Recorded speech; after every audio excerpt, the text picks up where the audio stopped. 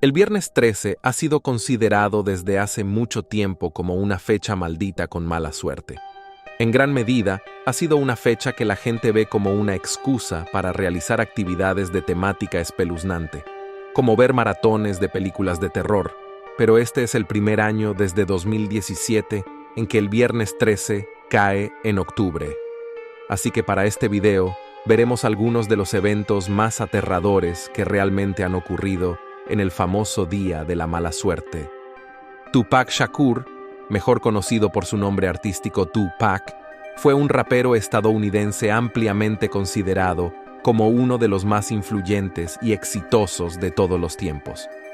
Tupac fue arguiblemente responsable de algunos de los versos de rap más memorables de la historia. Y si bien gran parte de su notoriedad surgió después de su conmocionante muerte a mediados de la década de 1990, aún se le recuerda y se habla de él hoy en día. La noche del 7 de septiembre de 1996, Tupac estaba en Las Vegas celebrando el cumpleaños de su socio comercial. Y una noche, mientras estaba allí, asistió al combate de boxeo de Bruce Seldon versus Mike Tyson en el MGM Grand con Suge Knight. Más tarde esa noche, alrededor de las 10:15 p.m., mientras estaba en un semáforo, un Cadillac sedán blanco de 4 puertas se acercó al lado del pasajero del vehículo de Tupac y un ocupante disparó rápidamente dentro del auto. Tupac recibió 4 disparos, 1 en el brazo, 1 en el muslo y 2 en el pecho, con una bala ingresando en su pulmón derecho. Tupac sucumbió a sus heridas 6 días después, el 13 de septiembre, que fue un viernes. El caso quedó sin resolver, con personas sospechando de su enemigo Suge Knight e incluso del rapero Biggie Smalls por el asesinato, pero recientemente, el 29 de septiembre de 2023, Duane Keith Davis, de 60 años, fue acusado del asesinato de Tupac. A Duane no se le acusa de haber sido quien apretó el gatillo esa noche en Las Vegas, pero se le acusa de haber sido quien ordenó el asesinato de Tupac. El juicio aún está en curso. Muchas personas se niegan a volar los viernes 13, y si bien eso puede deberse a la superstición pura entre algunas personas, ha habido algunas tragedias en el aire en este día. En octubre de 1972, un viernes 13, un avión que se dirigía a Chile se vio obligado a realizar un aterrizaje forzoso en las montañas andinas. El vuelo transportaba a 45 pasajeros y tripulantes, incluyendo a 19 miembros del equipo de Rugby All Christians Club, junto con sus familias, simpatizantes y amigos. 3 miembros de la tripulación y 9 pasajeros murieron de inmediato. Varios más murieron poco después debido a las temperaturas gélidas y la gravedad de sus heridas. Los sobrevivientes del accidente se escondieron entre los restos para resguardarse del frío y finalmente se vieron obligados a canibalizar y comer a los pasajeros fallecidos para sobrevivir. Se envió un equipo de rescate, pero la misión se canceló después de 10 días. Sin embargo, 72 días después del accidente, cuando mejoró el clima con la llegada de la primavera tardía, 2 sobrevivientes escalaron una cumbre de 4.700 metros sin equipo y caminaron durante 10 días hacia Chile para buscar ayuda, recorriendo un total de 38 millas. Estos 2 hombres pudieron alertar a las autoridades de que aún había 16 sobrevivientes atrapados en las montañas, lo que llevó a su rescate. Pero, increíblemente, en el mismo viernes 13 que este accidente aéreo, ocurrió otro accidente de avión que mató a todos los 164 pasajeros y 10 miembros de la tripulación.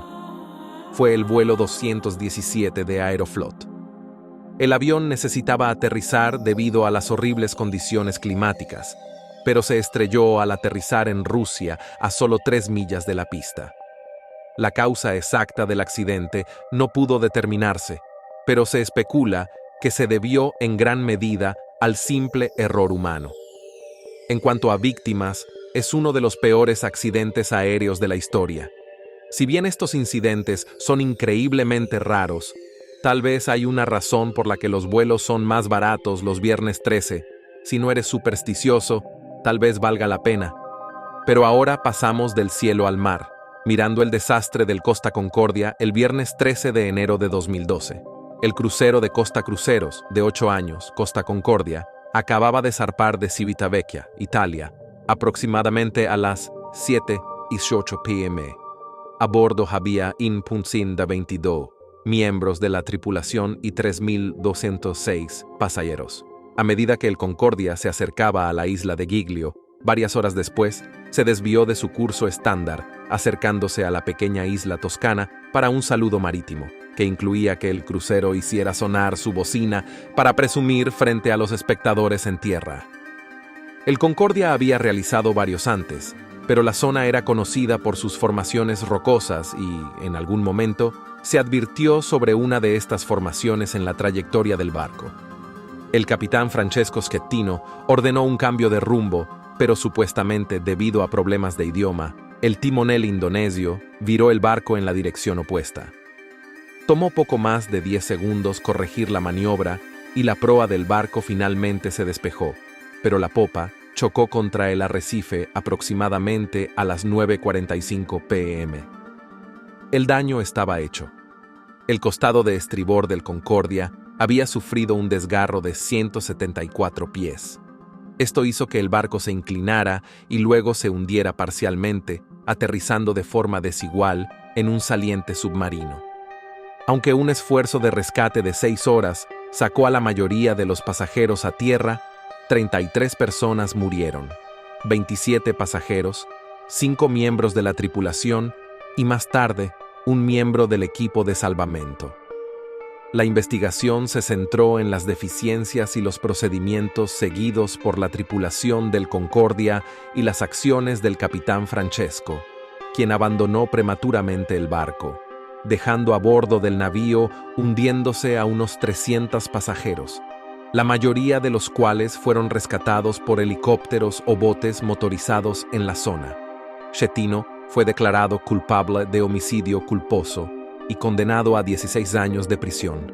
A pesar de recibir críticas, Costa Cruceros y su empresa matriz, Carnival Corporation, no enfrentaron cargos penales.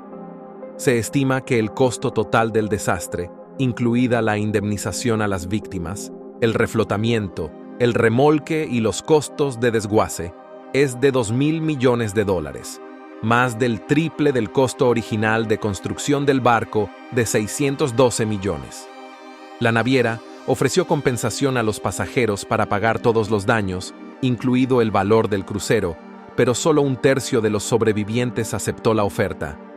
Este sigue siendo el mayor desastre moderno de un crucero. David Anthony McGreevy nació en Southport, Inglaterra, en 1951, hijo de Bella y Thomas McGreevy. David era el segundo de 6 hermanos. Dado que su padre era sargento del ejército británico, gran parte de su infancia la pasó mudándose de una base militar a otra, lo que significa que un año podía estar educándose en una escuela militar en Inglaterra y al siguiente en Alemania. Según la madre de David, Bella, vivir en Alemania fue su época más feliz. La propia Bella solo recordaba un incidente preocupante de la infancia de David, ya que supuestamente se comportaba bien. En 1967, a los 15 años, David dejó la escuela y se alistó en la Armada Real. Sin embargo, fue expulsado de la Armada en agosto de 1971, después de ser sometido a un consejo de guerra por iniciar un incendio que destruyó un comedor. David luego se mudó con sus padres, pero alrededor de esta época su vida se estaba desmoronando, ya que su prometida rompió con él y lo despidieron de varios trabajos por esta razón. Sus padres se hartaron de él y lo echaron de casa. Así que David recurrió a su amigo Clive Kenneth Ralph, quien lo alojó con él y su esposa Dorothy Ralph y sus 2 hijos pequeños, Paul y Dawn. Clive y Dorothy habían sido amigos de la escuela. Había una diferencia de 5 años entre ellos. Se habían casado en septiembre de 1968, cuando Dorothy tenía 16 años y estaba embarazada de Paul. Cuando David se mudó, Dorothy estaba embarazada y Samantha nació el 14 de julio de 1972. Con Clive y Dorothy ocupados trabajando, David actuaba como niñera de los hijos de los Ralph y era considerado por familiares y vecinos, así como por los Ralph, como una persona que amaba a los niños, por lo que pronto sucedería no sería nada menos que inesperado y horrendo. El viernes 13 de abril de 1973, Clive recogió a Dorothy del trabajo, habiendo salido tarde de casa con los niños dormidos. Cuando la pareja llegó a su casa, la policía ya estaba allí y los escoltó a la estación de policía, donde les informaron la horrible verdad de que sus hijos habían sido asesinados. Resulta que David era conocido como un bebedor y a veces un borracho violento. Esa noche había ido a un pub cercano con un amigo y había tomado 7 pintas de cerveza. Los dos hombres habían jugado a las cartas y a los dardos, aunque ocurrió una pequeña altercación antes de salir del pub. Clive recogió a David del pub y lo llevó a cuidar a los niños mientras Clive iba a buscar a Dorothy del trabajo. En algún momento, entre las 10:15 y las 11:15 p.m., David, completamente borracho, se enfureció con los niños, comenzando con el bebé Samantha, quien había estado llorando por su biberón. David mató violentamente a los 3 niños, cada uno de una manera diferente, pero brutal. Después de matar a los 3 niños, David bajó al sótano y tomó un pico para mutilar aún más sus cuerpos. David fue arrestado por la policía a las 3:50 a.m., caminando por una carretera cerca de la casa de los Ralph.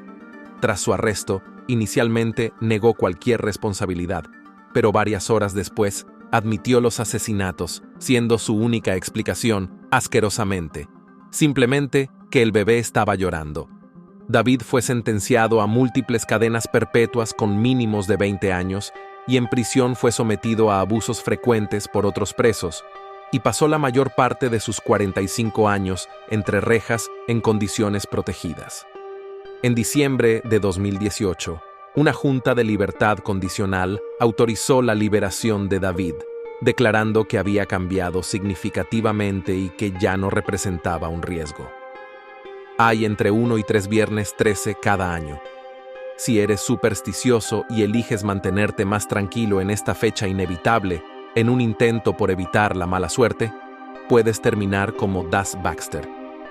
El viernes 13 de 1976, Das decidió quedarse en la cama todo el día para evitar que le pasara algo malo, solo para ser asesinado cuando se derrumbó el piso del bloque de apartamentos donde vivía. Hay innumerables otras historias y ejemplos de infortunios y tragedias que han ocurrido un viernes 13, pero esto podría decirse, literalmente, de cualquier otra fecha del calendario. Al final del día, tal vez sea solo otra fecha más.